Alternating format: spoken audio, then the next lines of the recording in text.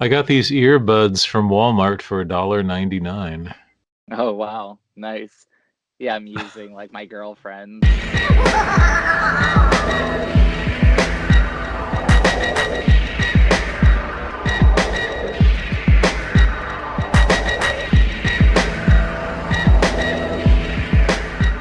All right.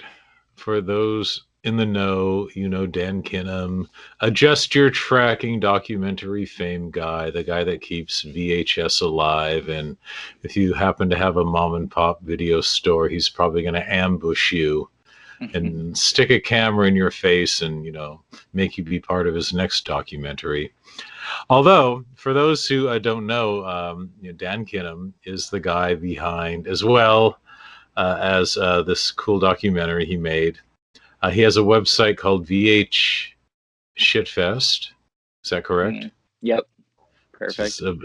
this dirty little title, which also keeps the spirit of his documentary alive. And I think in the past you've actually released old shot on video stuff. Yep. Yeah, we have. So you have like your own line, the VH shit list or shit fest, I always call it list, of kind of resurrecting and being the one to, like, these poor filmmakers who've never been acknowledged. You've given them like an official release when some of these guys never had one back in the day. And you've done these re-releases on VHS. So, but we did a big show about that a couple months ago. I think it was like 5 hours long, although I forgot to start record, like for an hour into it. So our version's only 4 hours long, which still holds the record as the longest interview I've ever had on my podcast. Today we've got you on camera, so we're like getting into the 21st century today. Got your big bushy beard, and Yeah, you kind of looks like some Amish video collector. that's me. Yep. But what's special today is you've been searching for a shot on video movie, which is kind of your thing. But this one just happens to be one that I made almost 30 years ago, which I Yeah. found probably the one last existing copy in my collection. I priority mailed it to you. You're going to open it live on camera, kind of like Geraldo opening Al Capone's vault or something. Hopefully it's not empty. You never know. You're doing a lot of this on faith. I could have sent you a box of bricks or something. Yeah, or it could explode when I open it. You never know. Well, before you cut in, tell me about when you first learned about this movie, what it's called, and what your anticipation's been, getting it. I think it was 2011 when I first heard about it, and I had already been collecting for a year or two at that point. And I was just looking into, obscure underground movies, and I've always been a big Twin Peaks fan too. And I forget exactly how I heard about it. I think just searching the internet, I came across it. I was like, needed to see it instantly. And this was in the early days. I like didn't really reach out to people who made the movies yet. It didn't like occur to me to do that, but I think you were one of the very first people that like I actually messaged. I found you on Facebook. I'm like, do you have these? Blah blah blah. And I think at the time you sent me a digital copy of That's right. Yeah. yeah, a digital copy of the I movie. forgot I had that. Yeah, Yeah. that's so funny you mentioned that. And obvious like since I'm a big collector, it's still been like my holy grail, to find an actual copy of the movie for my collection. But I guess 10 years later, it's perfect timing. A Is 10 that year a 10-year search. God? So 2011 was 10 years ago. That's scary to think about. Mhm. And then we ended up meeting up too, I think in 2013. So throughout the years, we've talked more and more, and I've always hoped to find it. I've hoped to just find it myself. One pop up. I had the saved Mhm. search on eBay, and like always, look on the collectors groups online and hope that someone will post it. But luckily, thank God, you had a copy. So Well, when we met at in 2013, that was Scarecrow Video, where Mhm. I think it was the second time you showed your documentary, Adjust Your Tracking. Mhm. And they have like a little video screening room up front. Mhm. Yeah, and they did like a VHS swap too. Um, Yeah. yeah, that was great. Which you inspired me because when I heard about what you did, I started doing some swaps at Scarecrow and did a little video festival. And I think at the time in Seattle, I didn't know many people who are doing vintage VHS horror video swaps. I said, "Oh, this documentary is so cool. This is in the air. How come no one's doing it?" I remember after I saw your video, I contacted the people at Crypticon Seattle, the big horror convention. And I Mhm. said, "Hey, are you guys doing a VHS swap?" They said no. And I said, "Well, let's organize one." And on the last day, that Sunday of that weekend, they let me do one. And I don't know, I just put the word out there and said I need vendors, and one vendor referred another. And within a few days, I had a room full of vendors lined up, and it kind of lasted for a few years. And we all kind of got the bug. And I think people were just really waiting for someone to organize this. It's Eh, amazing. yeah. And I have to say, Scarecrow Videos, what really helped us keep it going. They were just so great to let us use their space time after time. But another thing about Scarecrow Video is they have a VHS copy of Twin Cheeks. Oh, that's so good. I was And just when about I to ask that. And when I first started putting my stuff out on home video in the 90s, my first home video release was 1996. It was one before this. It was a movie called La Cage aux Zombies, the Mhm. world's first zombie drag queen movie. And I think it was based on that. After I was confident on that, I said, oh, wow, I'm going to put out more stuff. And when I put out La Cage aux Zombies, I think Scarecrow Video was the first store to buy a copy and offer it for rental. It's so good. And I was thrilled. And I actually bought two copies, I guess, in case more than one person wanted to rent it out a night. Mhm. Yeah. So they've always been supportive. But a few years ago, what they did was they have a Northwest Filmmakers section, and they have several of my titles there, including Twin Cheeks, La Cage aux Zombies, a compilation of my public access series, Heart Attack Theater. And they started really beefing up their public access stuff and highlighting people who had shows on Channel 29, our public access station in Seattle. And they actually re-released Twin Cheeks on DVD. So that's where that digital copy came from. These people who were making a documentary about public access. Um, Part of that group digitized my old VHS copy of Twin Cheeks, and then I was able to make a DVD copy, and they added that to my section. So I guess the DVD copy is the most recent, so the VHS is still, almost 30 years old now, or 20. I think I probably put that out in 1997, maybe on home Mhm. video. So the one you got is literally, if I do the math, what would that be? 24 years old, 25 years old going. Wow. It's amazing. Yeah. And what was really hard about VHS, two things back in the day. One, with those sleeves you make, even though Mhm. my stuff was so low budget, I really wanted the sleeves to look nice. And they weren't cheap back then because you had to, send it out to, I think the printer was in LA. Back then in the early computer days, you'd make what's called a four color separation for your sleeve. I mean, you make cool sleeves too, but I think you do more of a clamshell and Mhm. print a cover and slide it in. Well, Yeah. this was the cardboard sleeves where full color, you'd have to send the printer like negatives, like four of them, the four color separation, because their printing press, would go through four times and they'd have to align it just right and print everything.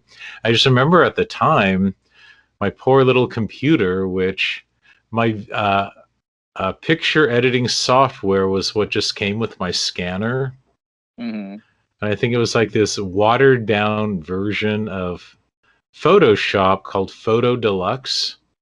Mm. And it's pretty cool, though, to think that, 25 years ago, I was using this primitive software on a very low power computer where literally every time I'd make one adjustment on the file, take 20 minutes to render, and so every time it's like, okay, make one adjustment, wait 10 minutes, wait 20 minutes. It was so slow.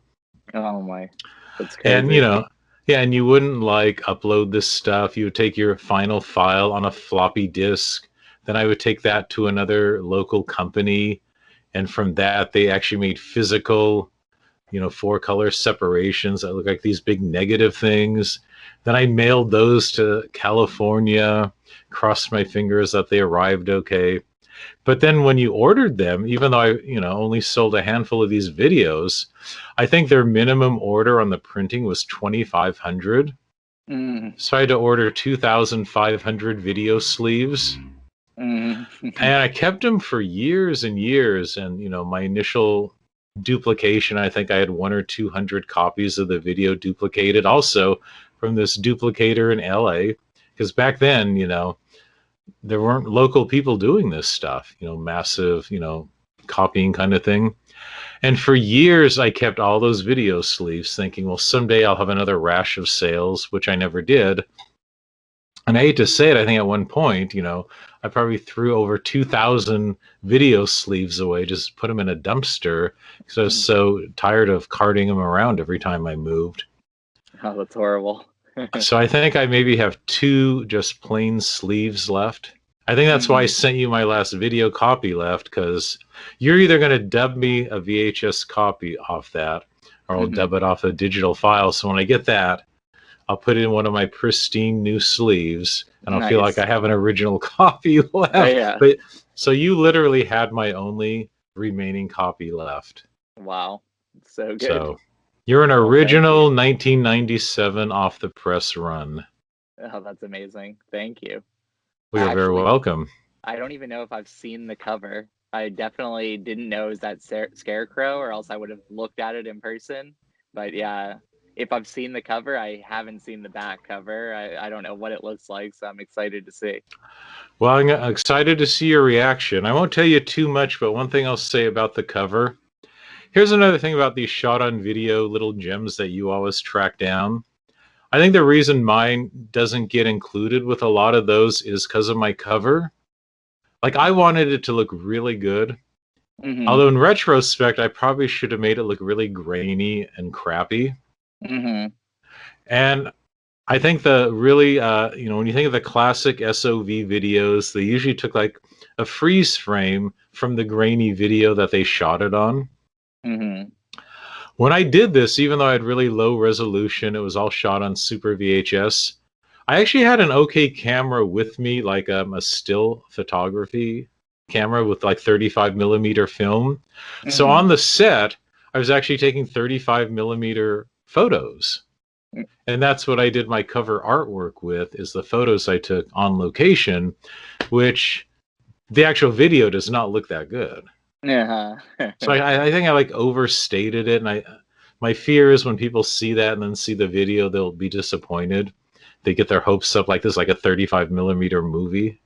Yeah. Well, I mean, that's the best part about VHS is like you never knew what you were going to get, and oftentimes it was a lot different than the cover. Like those shot on video movies, like sometimes they would do the most insane like painted artwork with like all these creatures and stuff on it, and then you'd watch it and it was like in somebody's backyard, like, and you didn't get anything. So that's part of the fun and like the charm of it. So I do I like the like it. hand drawn covers, especially if it looks like they did it with like magic markers. Hmm.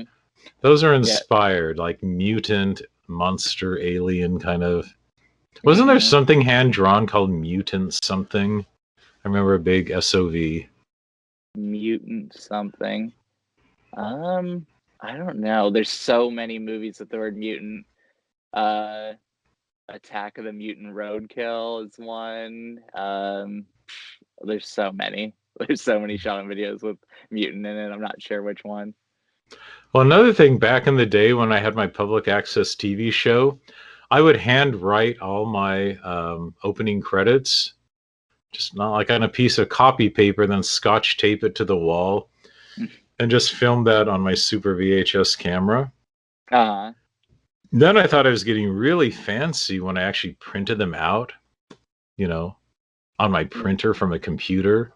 Mm-hmm. But when I did my compilation of my Heart Attack Theater, I took all those out and I just did, computer generated titles, thinking, oh, this is going to look so much better. And I kind of Mm-hmm. wish I'd kept those in so people could have seen, my titles from back in the day. Yeah, that would have been great. Because back then we had so much shame out of our low budget. I kept thinking, oh, now that I can do this new edit, I'm going to make up for all those, low budget things that I was so embarrassed about back then. But Mm-hmm. now the whole value of shot on video is all those touches. It is the low Mm-hmm. budget embarrassment. Mm-hmm. Yeah, you need to embrace all that kind of stuff. The low You budget can't believe how much aspects. shame we lived with in those filmmaking days. We really did. I mean, I was shocked when this whole SOV fascination thing hit, Mm-hmm. because back in the day, someone said I overused that expression back in the day, but to hell I with use them. it. Yeah, I use it a lot. I use it a lot too. So, oh well. Like even like early video editing stuff, it was still a big deal at one point to get these generated titling. Like at one point, and I think what I edited with this compilation, it all gets blurred in my mind, but I think for both my Heart Attack Theater compilation and Twin Cheeks, I had a standalone titler, and it wasn't even plugged into a computer. I think I just plugged in whatever I was editing with, like the playback deck went into that, then merged that, and that went into my master deck for that master tape. So it wasn't even computer editing. So it's still these glowing titles. They're not precise. There's just still this cheapness to them. And it kind of works with this because they had one font and they just had like 6 colors to choose from. There's like green, blue, red. There weren't all these, Mm-hmm. variations. But for some reason, the green I could choose got pretty close to the green of, Twin Peaks in their titles. And, Mm-hmm. this, and I thought, wow, this is not too bad. And I mean, we can talk more once you open this up, but before you look at the title or the cover and the artwork, um, the main image you see I took while we shot some scenes, and I really tried to get in an area that looked kind of like Twin Peaks. Mm-hmm. And when you see the iconic Twin Peaks sign in the mountains in the background that was like on the main artwork, we would go up to a place in Washington State called Index. Mm-hmm. And I think where they shot their sign was near there. I don't know for sure. But even though Hollywood, I'm sure some stuff was shot on sound stages. Some exteriors they did shoot in the Northwest.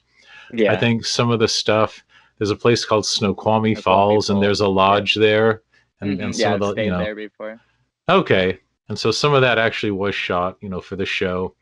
But for what we did, I just was like on the side of the highway, and which again is kind of funny. And the character you see posed on the cover was my version of the log lady. Mm-hmm. Although I called her the wood woman, to avoid copyright infringement. And Mm-hmm. another thing about Twin Cheeks itself, it doesn't try to really copy Twin Peaks, although we do have a storyline. Like in Twin Peaks had the homecoming queen, her Mm-hmm. murder, Laura Palmer wrapped in plastic. My variation was the death of the homecoming king and trying to solve the murder. But that's about the only similarity. But I just try to take some of the iconic images and incorporate them, like Mm-hmm. the red room, just that whole kind of out in the mountains kind of look with the hazy fog and all that. Um, but then one little trick I did on the cover, you see that wood woman, and then up above her, almost like to imply the death of the homecoming king, I superimposed some other footage that was not in Twin Cheeks. It was actually some still photos from La Cage aux Zombies. Not a lot of people know that. Wow. But I thought it evoked the death of the homecoming king. And then on the back, and a clever little thing I did was The front is like portrait oriented. When you flip it over, you're going to see a landscape oriented. Isn't that weird when you like used to be in the video store and you pick up a video, you would just kind of twist it. Mm-hmm. Mine, you'd have to kind of go like this, and it kind of took you off guard. And the person in this on the back is the villain, played by, well, the actor is Ernie Rhodes, and he had this kind of drag persona called Hell in Bed. Mm-hmm. So on the back, you see the actor Helen Bed portraying the villain Mangina from Twin Cheeks. So it's very multi-level. And then the little twist we had, remember in Twin Peaks when they go to the diner and have coffee and a donut? Mm-hmm. Because they always think of the cherry pie, but didn't they have donuts too? Oh yeah, they had donuts, and yeah, they get donuts often, and the cops always have them like laid out each night, like for Late them out night. too. So this is our play on coffee and a donut. And one thing to realize is where we shot that, it was off the highway. We had to climb down boulders to get to this river. And it was slimy. It had moss. It was still really damp. But it was the only way to get down there. Mm-hmm. The actors kind of crawled down and they kind of sat on their butt and just kind of leapfrogged down on their hands and feet like they were crab walking. I couldn't do that because I was holding all my gear and my camera. So I had to like walk down on the mossy boulders. And I was just really fearful that I was going to slip. I mean, it was really slick. And the boulders were really big. And if you slipped, your foot would go down and they get caught in a crevice. You'd probably break your ankle. And I had camera bags and other camera bags, my still camera, my video camera. But at the same time, I felt like I had to videotape while I was walking down it in case one of my Something actors happened. slipped and fell and I wanted to get it on camera. Mm-hmm. So that's my memory of that. So when you see Helen Bed on the back on a boulder, we brought this big, it was almost like this giant red velvet tablecloth and we put it over the boulder so Helen could sit on it. So it's kind of the contrast of raw nature and then very artificial on every level characters and just the whole setup. It's great. So, well, why don't you discover it when you look at it? You might have some more questions. Why don't you get out your big knife and just rip into this? Okay. I got the box here. I got this. Let's see.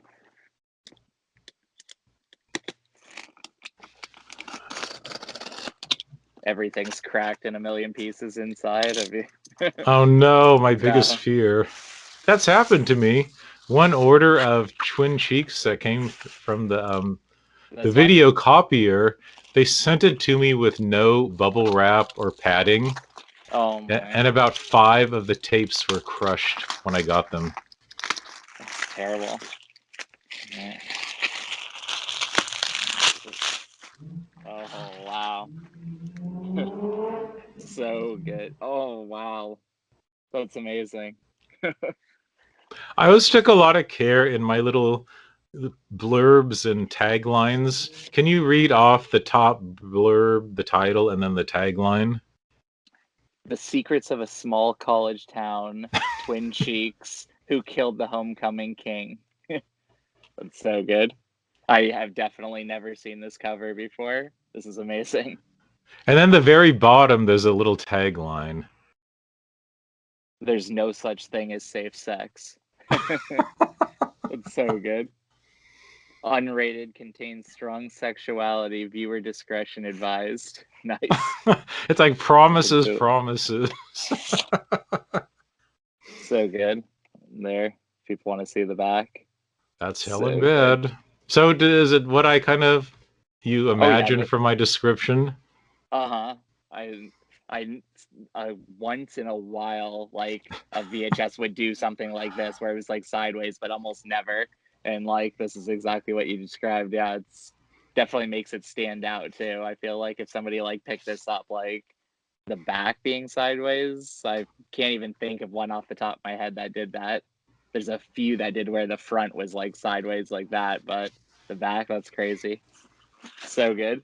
Thank you very much. Oh, you're welcome. Well, another thing, back where we shot that, it's really redneck country.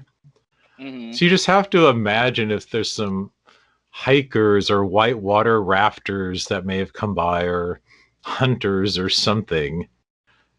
And then they just look over and there's like, a 300-pound drag queen on red velvet sitting on a boulder.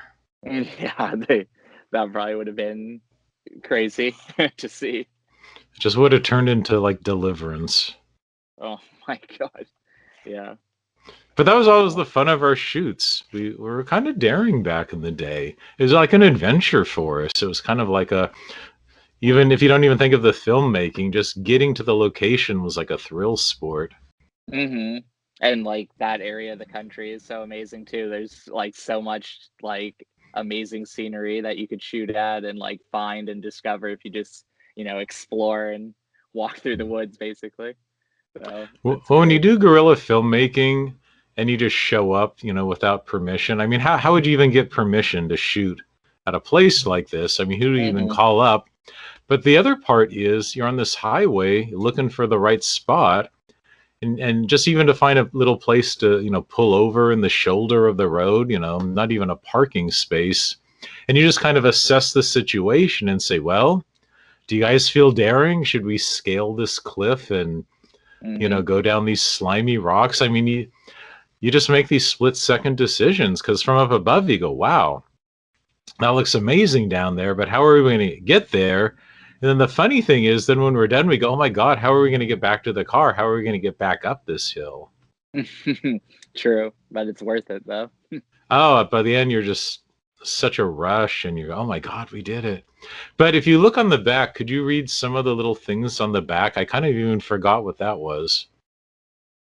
I'll read the plot. A college freshman submits to a sordid underworld of sex and drugs to find out who killed his brother in this experimental drama by underground filmmaker Oscar Wilde. Now, how was Oscar Wilde spelled? OSKERWILD. That's great. Unrated, contains nudity. Best of the festival selection of the Berlin Gay and Lesbian Film Festival. It includes a music video on it. That's great. So on the And then, back, Helen Bed mm-hmm. starred in a music video with the song from the Amazing. closing credits. Please don't hate me because I'm beautiful. Uh-huh. And Helen actually went to the Berlin Gay Film Festival to represent it. Oh, that's amazing. I Yeah, like can't. back in the 90s. And so that was a big deal. And the music video was on YouTube for years. I think back in like 2009, 2010, when I started my eBay account. I think that was the first thing I put up. And it was there for a decade. And a few months ago, I decided to revamp my channel and I started a new one. So I took Mm-hmm. down all the old content and that got taken down. And I thought, why on earth did I do that? We had probably 20,000 views of it. But kind of like this movie, I cannot find a copy of the music video. And I panicked thinking, did I erase that forever? But then I remembered, oh, there's still a copy of the music video on the movie. Mm-hmm. That's great. Now I can Good. see Glad why that you included we always hear these stories of lost movie footage. it. Mm-hmm. And now I know why. Like there's actually lost movies from the silent era in the 30s and 40s. And you think, how do people not keep copies of movies? Well, now I can see why, because I've lost a lot of stuff over the years. Mm-hmm. Yeah, and like you just don't think you'll need it, or like it just gets every time you move, you lose one more thing. Like stuff like that happens all the time. So, Could you show some of the spine, the oh artwork yeah, on the edge? see that. That's great. And So then the this one of side. the kind of in the yellow dress. Remember in Twin Peaks, Julie Cruz, the singer? Mm-hmm. Oh, of course. So I created a character in this kind of based on Julie Cruz, even though it was totally different, but just that look, like the 50s dresses and just that whole retro look. Mm-hmm. But in the story, that character was used to be the homecoming king's girlfriend. That's great. Another thing about Twin Cheeks is it was kind of an art film. It had a very non-linear narrative. It was mostly done in voiceover. And there's a couple of moments where characters just look at the camera and talk into it. But the Julie Cruz character, I felt, had to have a musical number. So there's actually not just, the music video at the end, but there's one moment in the movie where this character, who I call, I think, the homecoming queen. So the girlfriend of the homecoming king is the homecoming queen. And I created this song to kind of evoke something Julie Cruz would have sung, something very ethereal. Mm-hmm. That's actually one of my favorite parts of the movie. And I actually, I wrote it, and then I had the actor sing it while I filmed it. Mm-hmm. But then in editing, I redubbed the song, and I actually sang the song. And I don't even think I played with the speed or anything. I just changed the pitch of my voice. Mm-hmm.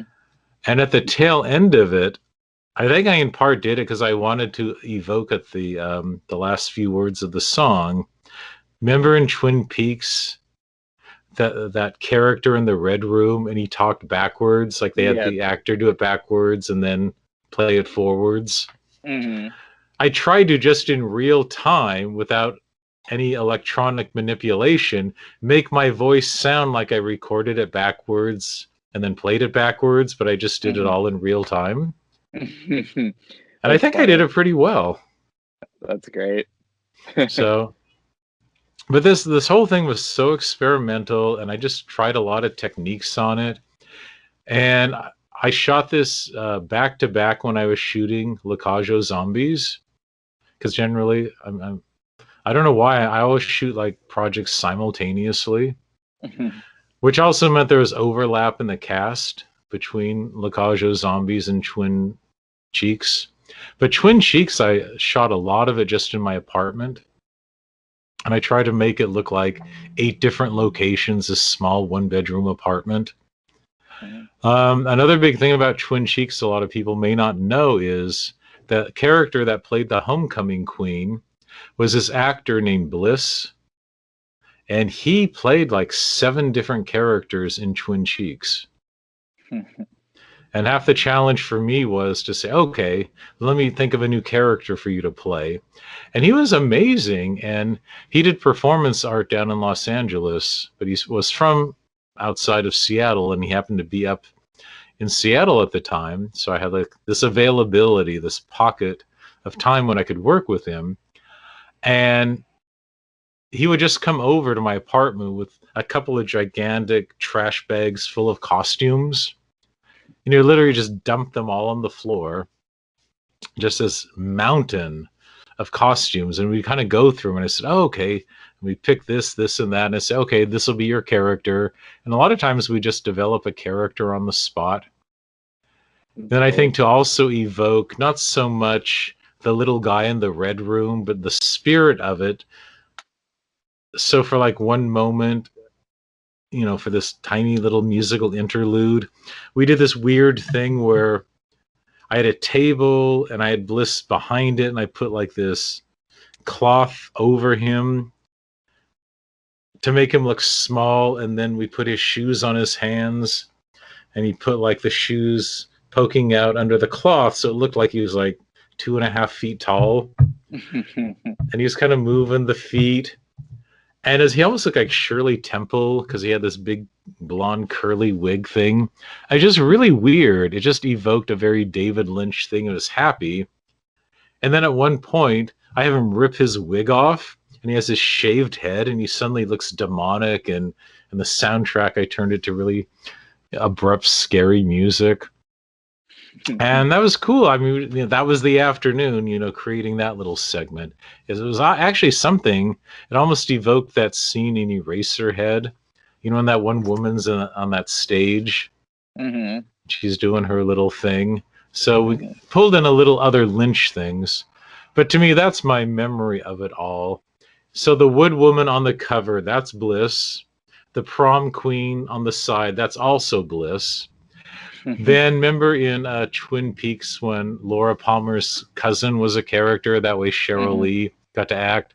So I had a Mhm. character be Bliss played the cousin, and but Bliss, I don't know if it was that same day. It probably was that same day that Ernie, aka Helen Bed, was on that boulder in the back because Bliss came and walked down the boulders with us. But Bliss also played the the child of Ernie's character, like a flashback when Ernie kills his child. So there's a scene where Ernie, like when he's on that rock, that's right after he's killed his child. So he Mhm. does this horrific thing where he drowns his kid, then he has coffee and a donut, and he's in a good mood. That's great. So when he kills the child, I have it. We pretend like the child's in a big trash bag, and Ernie's like going down those boulders, pulling the trash bag like Santa Claus. You'll see it on there. But when he gets down there, we kind of switch midway into the drowning. So Bliss is doubling as his child. He's got the shaved head, but we put blue makeup all over his head and his face to make it look like he's been in the cold. Mhm. Well, we didn't really need to do that because up there in the mountains and the river, it's just naturally really cold. I mean, this Mhm. water was probably like, I don't know, probably 45-degree water, probably fresh from melting, off the snow-capped mountain. And Bliss was a total trooper, but literally he gets in the water. I think he has his pants on, but is shirtless, and we filmed it. I don't know how we filmed it, but just know that when you have a shaved head and cold water hits that, it gets cold. And he didn't complain while we did it, so I thought everything was cool. But afterwards, he goes, that hurt so much. He said, when my head, when I, went underwater, he says like 1,000 nails being pounded into his skull. It was so painful. Oh my, that's terrible. But after he recovered from that, I wanted some other footage of him actually being swept away by the river. We did that a little more downstream where it's actually a little choppier and there's little white water and rocks and things. And bless his black little heart, he he did it. Although this was kind of showing a real thing in the story. At this point, he wasn't the little boy anymore being murdered.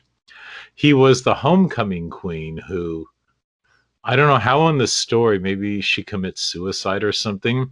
So at this point, he's back in the Julie Cruz prom dress, but he did get to wear pants underneath and shoes. So when he's doing that, he has a little more clothing on and a wig. Mhm. But when he did this, it got a little dicey because the current started carrying him away because he got a Oh. little farther offshore.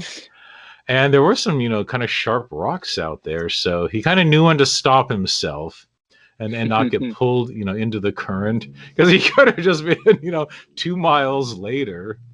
I Oh don't know my how we would have god. found him. And so that's kind of my memory of that. And I don't know if it's on the sleeve, but is there one moment, a picture on the sleeve with kind of a weird face? Mm-mm. I don't think so, Okay. no. It's just Helen Beds. Okay. And that. Okay. There was like when we got back to my apartment on another shoot, I tried to evoke his face underwater because I never actually got any footage of him in water. It's kind of Mhm. weird. We went so far to do all this. I should have gotten at least one just shot of the camera hovering of his face, half a foot underwater. So when we finally came back to my apartment, I tried to simulate his face. So we took this piece of textured clear plastic and kind of rippled it over his face.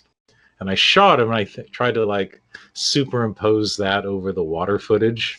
So it's very Mhm. artificial on several levels. That's great. Well, I sent you that digital copy a few years back. I mean, what's your memory of watching the movie? Oh, well, I watched it. I had a laptop at the time, and I watched it back then.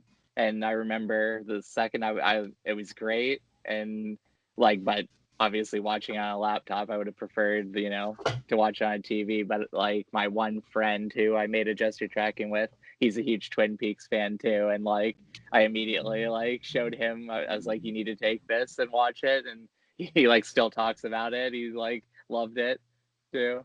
And like I'm Well, actually excited because I think now it's been like 8 years or something since I've seen it. So like that I'm long gonna, ago? yeah. So yeah, I guess 2013 or what's it, 2012 actually. It was like right around there. So Hmm. now I'm excited. Me and my girlfriend, she's also a huge Twin Peaks fan and likes the same type of movies I do, like underground, experimental, like obscure stuff. So I'm excited to show her. I actually didn't know for a fact that this was going to be in there. So now once I'm done with this, I can go down and show her. So I'm excited. Well, it's funny because you mentioned knowing about it in 2011, and then I met you a couple years later. See, the big thing that happened for me, 2012, I started making a documentary about my early work, which was Mm-hmm. both my public access series, La Cage aux Zombies, and Twin Cheeks, all my shot on video stuff, which is all shot on Super VHS. So I started shooting that in early 2012. Then in July, I moved to another city just outside of Seattle. So the second half of 2012 was more like when I was editing all this. So I was just immersed in it. By the end of 2012, it was finished. I entered in some film festivals and I actually got into one. And in early 2013, went to the film festival in Texas. That's amazing. And what was cool is Ernie joined me there. He flew separately, but the guy in the back cover there on Red Velvet. So he's always been a supporter. He, went to Berlin with Twin Cheeks. He kind of joined me, there. He knew someone in Texas, so he had someone to stay with. I stayed at the Travel Lodge, which, bless the festival, the Thin Line Film Fest, put me up at the. It was a Holiday Inn, actually. It was a nice Holiday Inn. So he's always been a part of that. So I always think of the people involved, and a big part of Twin Cheeks, the stuff that we weren't in, freezing rivers or in my apartment. We shot at Ernie's.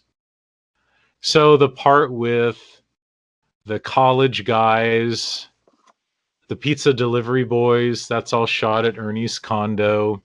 The stuff, Ernie's basement. The thing is, Ernie was in this condo, but they had this common area in the basement that had like a TV room. But it also had just these weird nooks and crannies, like more like the furnace room or the boiler room, kind of little places that you're really not supposed to go into. It's more like for the service people. Mm-hmm. So for me, it's like, oh, let's shoot there. And in the course of shooting in Ernie's place, bless his heart, um, he got banned from going in there, like the condo board. I think at first people could freely go in, but I think they either put a lock on it or you'd have to get permission from the board to get the key to use the common area. Oh my, that's funny. And I think at one point we shot something, and I don't think it was particularly bloody, but for some reason we were cleaning up one day, and I guess there was fake blood. So we had a lot of just paper towels with fake blood in their trash can down there. Oh, that probably they didn't like that probably. And I think in their mind, when they saw the leftovers, and we really did clean up afterwards, it's not like we left it trashed or anything. Mm-hmm. But I think when they saw this in their mind, they thought we were, doing some snuff film down there. That's funny. Or yeah. But the one thing we did do, and I still don't know what possessed us or how we got away with it, because they had like this linoleum floor or some kind of tile floor, and it was like a TV lounge. They had one of these old school rear projection TVs, Mm-hmm. one of those big boxy things in the corner, a couple of chairs. So there's the scene where the homecoming king goes undercover to infiltrate this sex and drug mob thing with this evil woman and her husband, played by Ernie and this other guy. So they have to audition to become male strippers at her nightclub. Mm-hmm. And And instead of just, having them audition as strippers, I thought, oh, we have to kind of simulate that scene from Flashdance where the woman's in the chair and all the water splashes down Mm-hmm. on her. So go figures. And we didn't have a water tank, so I think we had one of the dancers either sitting or in a chair. And I think I got on a chair, or had someone get on a chair with a giant bucket of water, and out, off out of the frame, just dump it on him. And I think we did it like over and over and over, and until we just had like an inch of water all over the whole floor. Oh. And I think afterwards we got a mop and a bucket, and we just mopped it and wrung it out in the bucket until it was pretty fairly dry. I think the nice thing is they got some free mopping in the lounge, so at least we Yeah. left it really clean. Uh-huh. I'm just glad the water didn't splash into the rear projection TV set. Mm-hmm. That would have been terrible. Yeah, so we pushed it. I mean, we pushed it. That's great. Yeah. But Ernie still talks about, I think at one point, even though I know he loved doing this and immortalizing his building there, he goes, I will never again let you film in my home. I can't believe you invaded my sacred space. But Ernie's kind of a drama king. Mm-hmm. I would say drama queen, but that would be redundant. That's great. Oh my God. But I'm trying to think. So looking at that box, after all this time, how would you say that artwork compares? Like if you saw that without knowing about it, would you think that would be a low budget shot on video movie from the 90s? I don't know what, like, yeah, like you said, you used higher quality like images than a lot of shot on video does. I Yeah. feel like I would think this is more like kind of art house and definitely Lynch obviously influence. I would think it would be more that route, like an underground like art house thing, like something like Film Threat would have released like back in the day. They had their own like video line of those type of movies that, weren't like super like backyard like type movies, like, but more like, you know better, I guess. Just more like experimental and like trying different things and stuff like that. So I feel like it does its job. Like this would make me rent it. And I feel like anyone who, just based on like the cover alone, it like would capture somebody who loves Lynch and loves Twin Peaks, or like wants some like weird something they've never seen before. I can just tell based on the cover this is going to be unlike anything else. So that worked. Oh my God. Well, another thing about it is, talking about the cover again, I just so conscious wanting every angle to have something interesting. Like even if Mm-hmm. you look at the top that has the title again, and just throwing up another photo, Mm-hmm. I Oh was just yeah. so conscious of just wanting to pack it. But see, I think I made the mistake on La Cage aux Zombies. I had a good central cover image, but on the flip side, I just wanted to pack every little still photo because I was so proud of them and, really wanted to give people a cross section. So Mm-hmm. on this, I had a lot of restraint with one central image with Ernie on the back. So I thought the side, that's one place I can at least include more still photos from the shoot. Mm-hmm. Yeah, that's good. And like you said, you did the one on the top too. So Now that's see that also one on good. the top? Mm-hmm. Because that's Ernie, but that's not from Twin Cheeks, even though that looks like his character. Mm-hmm. That's from a photo shoot I did with Ernie around the same time. I did the photo shoot in my apartment, and I don't know what possessed him. This is back in the 90s. This department store in Seattle was running a modeling contest for plus size female models to model clothing at their store. I think back then it was the Bon Marché, which became Macy's. Mm-hmm. So, and again, this was a very low budget shoot. So he did this whole thing. We've talked about this a lot. I even wrote a story about this once where he had this wig and He's putting on makeup, and I mean, I didn't even know if he wanted to win this contest. I just think it was a subversive art performance thing for him just to enter it. Mm-hmm. And I remember at the time thinking, well, if you're going to do it, I mean, let's just try to do it then. Let's see where this will go. Mm-hmm. And so the one little trick was I said, well, turn your wig around. So he kind of first turned it around and gave it this different look to it. And I said, well, you need lips. Your lips are pretty thin, Ernie. So we need to beef them up. So he had a bottle of red nail polish. He says, oh, let's paint your lips with this nail polish because they'll be big and kind of glossy. That'll look kind of cool. I mean, I didn't know what to do. I don't know if I painted them on for him or if he painted them on and I just directed him. I said, Oh oh, they my. look really cool. You know, oh, yeah, they look like they're all glossy and you won't have to touch them up. And so we start the photography, and a couple minutes into it, he just starts screaming in pain. He says, oh my God. I guess the nail polish just started to tighten up. She's like, and he just felt like his skin was being pulled and ripped. He goes, ah, this hurts. You're going to damage my lips. Oh my God. Yeah, that does not sound like it'd be a good idea to use nail polish on your lips. That's Now is it crazy. Ernie? I'm just so used to Ernie always complaining anyway. I thought he was being overly dramatic. So I kind of ignored him at first. He goes, Callie, this really hurts. You might be doing permanent damage to my lips. So I see that Great. little picture on top. All I can fixate on is his nail polish lips. Yeah, it looks like he's in pain in the picture too. I mean, when you look at him now, doesn't it? Can you kind of tell? Mm-hmm. Nail polish lips.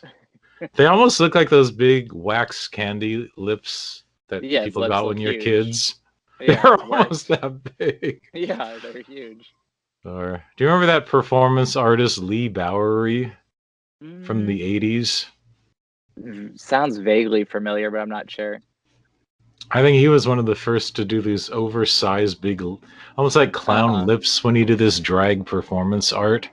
Mm. So it wasn't quite that big, but almost evokes that. Uh-huh. Yeah, But see, great. when we did this too, Ernie, was an actor. He did some drag, but that was that whole category back in the day before RuPaul's Drag Race and the current drag culture. Mm-hmm. You know, it wasn't a political statement for Ernie. It was just another performance art. Mm-hmm. And the way we incorporated it, like Ernie played both male and female characters in Twin Cheeks. He played multiple parts too. He played the villain, but there's a later scene where he plays the FBI agent as a man in a trench coat. Mm-hmm. So it's kind of cool. And if you don't catch that, it's not obvious at first that's the same person. And then Bliss did multiple parts, mostly in drag, but he also played at least one male part. And the very memorable scene to show how evil Ernie's character was, the kind of drug sex mob woman. Ernie's character kidnaps this male hustler and ties him up and forces heroin injections into him. And which at the time I thought could be, you know, the most evil, disgusting thing a human could do. Mm-hmm. He kidnapped this call boy and forced a heroin addiction on him, which was actually more of me being inspired by this episode of Charlie's Angels from the 70s when Jacqueline Smith's character was kidnapped and they forced heroin on her. This actually was an episode of Charlie's Angels. Someone turned an angel into a heroin addict, but she like got over it in a week. She just bounced right back and became That's a great. pretty yeah, there's the history's quickest heroin bounce back. Yeah, that's hilarious. Oh my God. So when are you going to watch this again? On VHS? You saw it digitally. It's a much different experience if you put it in your VCR and watch it. Mm-hmm. Yeah, well, my girlfriend's birthday's on Thursday, so maybe maybe pop this one in for it. It's a Definitely little missing, out there. so. Does she have a pretty strong stomach? Can she see some pretty raw content? Oh yeah. Yeah, she can see. She's good. She's watched some crazy stuff with me, so I know she can handle it. Oh my God. Well, there's some other location stuff you'll see. What's kind of weird is at the end, it's almost like a montage, but I was so excited because of my editing. I was never able to do superimpositions where you could superimpose one piece of footage over another. Mm-hmm. Up until that point, all my video edits were just, edit to edit, just blunt scene, switch to that scene, switch to that angle. I could never dissolve footage together. So I think when I did this edit, I was able to do some simple dissolves. Mm-hmm. But I think in one of my dissolves, I had a really cool piece of footage. And I think when I dissolved it over some footage that was kind of burnt out. It was really bright. And I think it kind of washed out the footage I was dissolving it into. But at the tail end, there's a footage of Ernie and his cohort, the one that plays his husband in crime. And we're really at an airport. We're at SeaTac Airport in Seattle. And I have the two of them going through the metal detector. And I did a couple scenes in this where we showed up at the airport. The guy in the scene had this motorcycle, this big chopper, not just a motorcycle, but this major chopper kind of thing. Ernie in full drag. Ernie's 6'2", and in heels and hair, he was about 7 feet. And then the guy's in full black leather. He's got this bleach blonde hair that we dyed fluorescent green. And one of our little themes in Twin Cheeks is this little troll doll. That was like our stand for the Red Room kind of weirdness.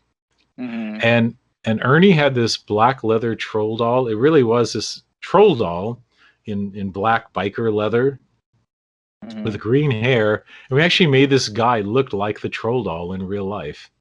It was uncanny. So he was in black leather troll doll makeup trying to go through the metal detector at the airport with his 7 foot tall drag queen. And there was an armed guard right next to them. And this is pre 9/11. So we could actually go right up there and I could go up to them with my camera. But I stood really far away because I didn't want people to know I was filming them. Uh-huh. So I had this really big camera because Super VHS, it was still a full-size camera. But I put my jacket over it, so I tried to hide it, but not over the lens. So I really couldn't tell what I was filming because my viewfinder was covered. So I was and so I really couldn't talk to them. And when they got up to it, they were supposed to go through the metal detector like they were going to get on an airplane and flee the country because they were criminals. But they wouldn't go through the metal detector. They're saying, what are they doing? They're ruining the footage. So they finally came back and I got them, out of the way of all the people. I said, what are you doing? I want you guys to go through the metal detector.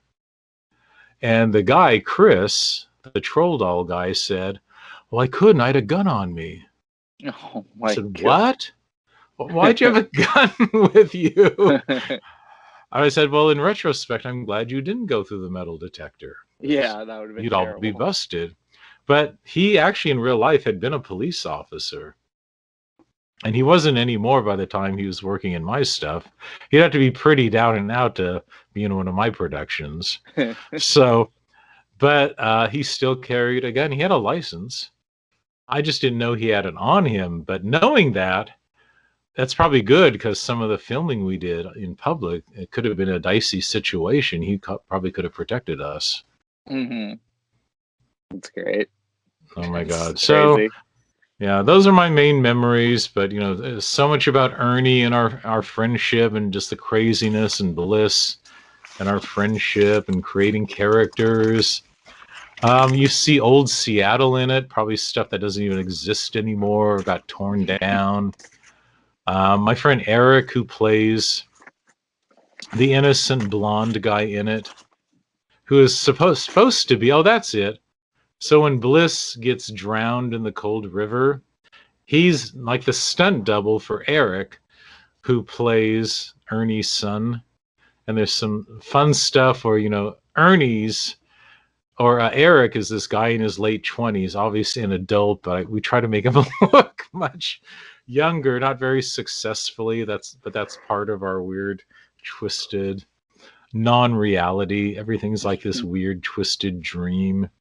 You'll see footage at public parks at night, where again, I don't know how we got away with shooting it. But the other part is I don't know how these were even lit. Pitch dark scenes and people at bus stops and motorcycles. I don't know. I really like it. Another thing is, at the time I did it under a different name. I think I didn't want to saturate my brand, or this was so different than other things I was doing. I was doing more narrative.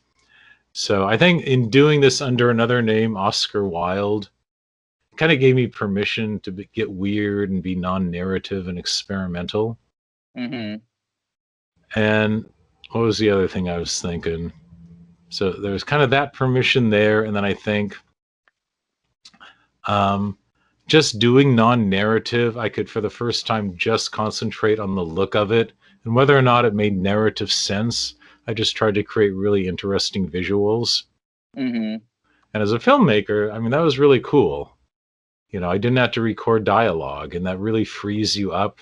So when it was done, so it would have some narrative sense, then there was voiceover narration to give some kind of explanation, and I did that. So that's my voice on the narration.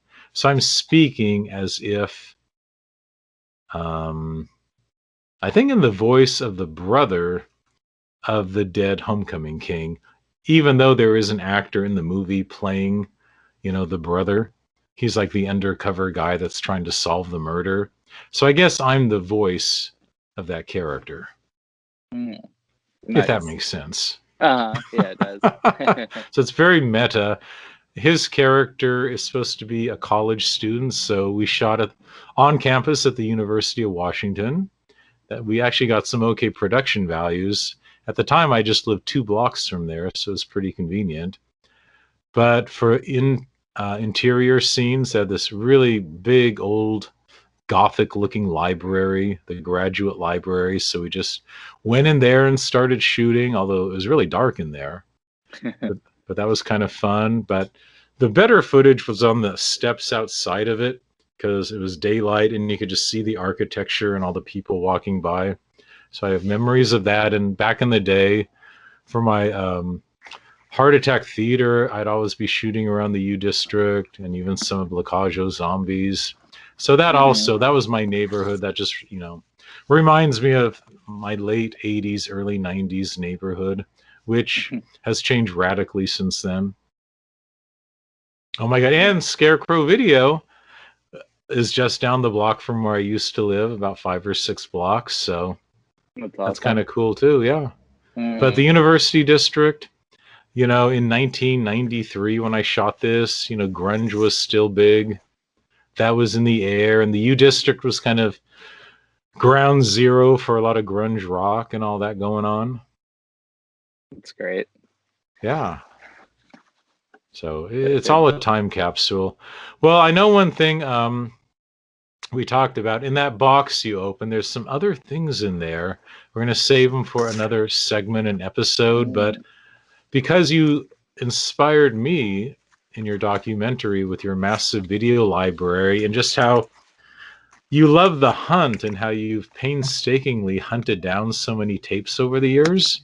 I wanted to repay that back a little bit by sending not just a few tapes your way, but a few other surprises, a couple books, a couple of knickknacks and tchotchkes. And so in some of our upcoming episodes, I wanted to, instead of you going to the video store, bring the video store to you. Nice. I'm excited to open all this. Well, then why don't we wrap up? I'll give you the last word for now. So why don't you send us off, Dan? Well, thanks for watching. I'm excited to check this one out. Thank you very much. 10 years. or more hunting for this, so I'm very, very excited to finally have it in the collection. I'll display it proudly. Send a picture over your way too. So You I'm know, I excited. was gonna sign it, but I didn't want to mar the cover. Do you think I should have signed it for you? Like, I'm 50-50 on, like, signed stuff. Normally, if, like, I do have someone sign it, like, I tell them the back cover or, like, the tape itself, just because, like, I like the front cover to be, like, the way it was, like, no markings on it. So, I mean, next time I come to Seattle, maybe I'll bring it with me, and that would be, like, right there would be, like, a good spot for you to sign it, you know? I was gonna So say I could have Helen Beds sign the back by, the mhm. picture of Ernie, aka Helen, but ironically, Ernie is selling his house and moving down to Palm Springs. So I feel like I have this little window to get his signature for you where since I do have 2 extra covers, maybe I could get him to sign it, mail you the cover, and you can swap it Mm. out Oh, and yeah, mail me that's a good back the idea. old cover. Yeah, that is a good idea. Yeah, I that'd wish I be could get awesome. Bliss for you too, but he lives down in LA. Oh, okay. Well, Well, we'll see. At least, well, maybe that's on the bucket list now. yeah, that is. That's All awesome. right. Well, great talking to you. Like I said, I'm really excited that you finally get to add Twin Cheeks to your collection. Very happy. Thank you.